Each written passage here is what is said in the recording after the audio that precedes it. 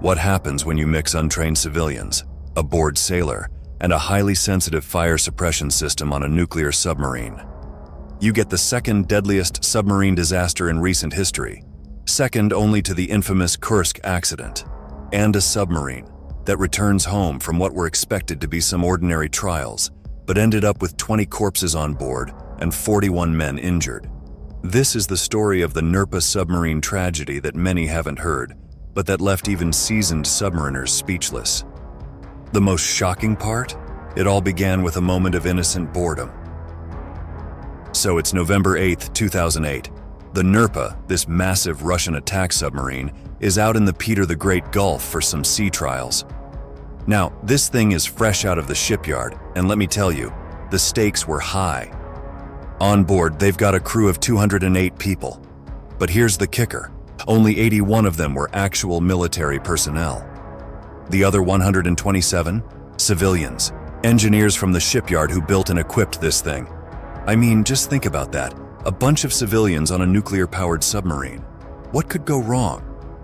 At first, everything seemed normal. Everyone's hyper-focused, running systems tests, checking for flaws, but this was one of those situations where everything can feel just a little too perfect, you know? Like, you're just waiting for something to go sideways. Now, here's where it gets really interesting. Some people later said boredom was the issue. But honestly, even without that, the Nerpa was kind of a ticking time bomb. You had cutting-edge tech, some of which had never been used on any other submarine. A bunch of folks on board who weren't really trained for this kind of environment, and let's not forget some pretty serious safety concerns that were just overlooked. If that doesn't sound like a disaster waiting to happen, I don't know what does. All right, picture this. You're deep beneath the ocean's surface, and this massive submarine, the Nerpa, is cutting through the water. Every part of the sub is being put to the test. Engines roaring, navigation systems flashing, emergency drills firing off. Sounds intense, right? Well, it was. The crew is watching everything like a hawk, making tweaks here and there and running more tests if something feels off. The work they do tells whether the submarine is ready for real-world action or not. Now, here's where things get a little more personal.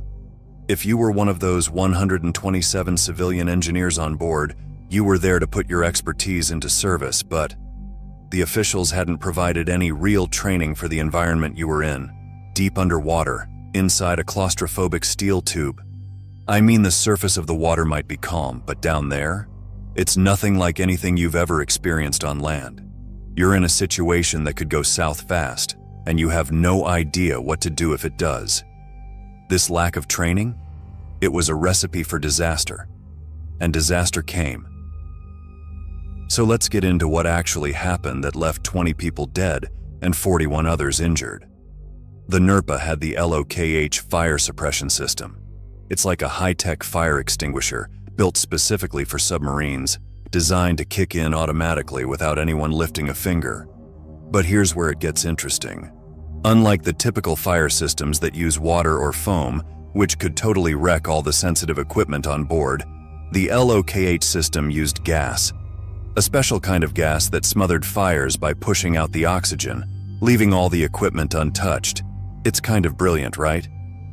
This system could have saved hundreds of lives in mere minutes if a fire ever broke out. And believe me, down there, every second counts. They were operating at depths of 1,600 feet. It would take them 10 to 20 minutes just to surface.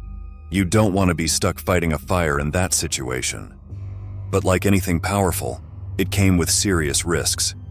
Yes, the gas was great for putting out fires, but it was absolutely lethal to human lungs in high concentrations.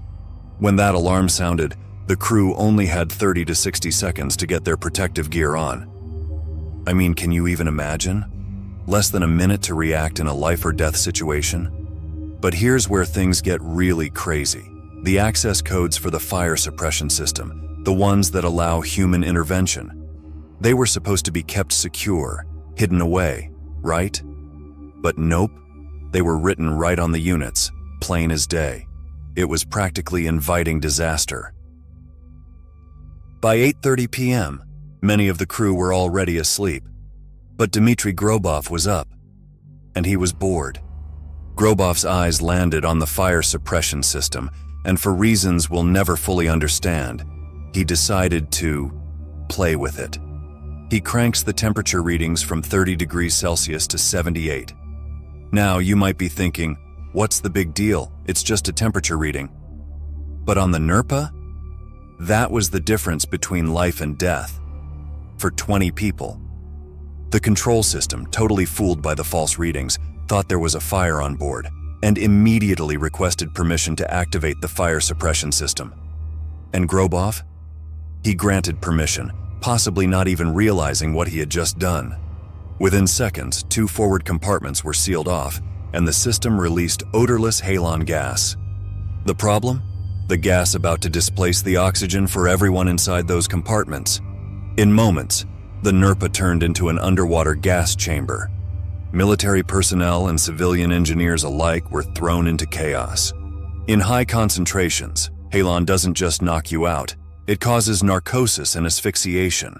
Your brain clouds over, your body becomes sluggish, and the oxygen is ripped from your lungs before you even know what's hit you.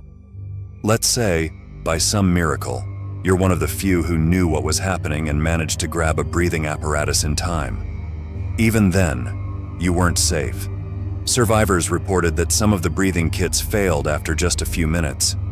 These kits were supposed to last 30 minutes, long enough to clear the gas, but they didn't. And all around you, your crewmates are losing their fight. Can you imagine that? The guilt of surviving while the person next to you doesn't. Bitter irony, isn't it? People were being killed by the very system meant to keep them safe. 20 people, 3 military personnel, 17 civilians. It's Russia's worst submarine accident since the controversial sinking of Kursk. All this because of boredom. Or was it? Ex-submariners who hear this story are absolutely adamant. No way was boredom the reason for this disaster. One former US submariner even said, "Look, I've spent my entire career playing this high-stakes game of underwater cat and mouse, and I can tell you for a fact, the idea that a bored sailor would just tamper with a fire safety system? That's absurd. Doesn't matter if he's Russian, American, whatever. That's just not credible." Retired naval officers cast doubt on the idea that one person could have set off the whole chain of events. The fire suppression system required multiple layers of confirmation to activate. One thing is certain, it activated, and it killed. 2 principal explanations of the disaster have been advanced by naval experts and the media: an equipment failure or human error. Earlier versions of the 𝐬𝐿OKH system only operated under manual control from the duty shift console. The new system installed on Nerpa could also operate in automatic mode, responding to smoke and rises in compartment temperature, and activating individually in each compartment.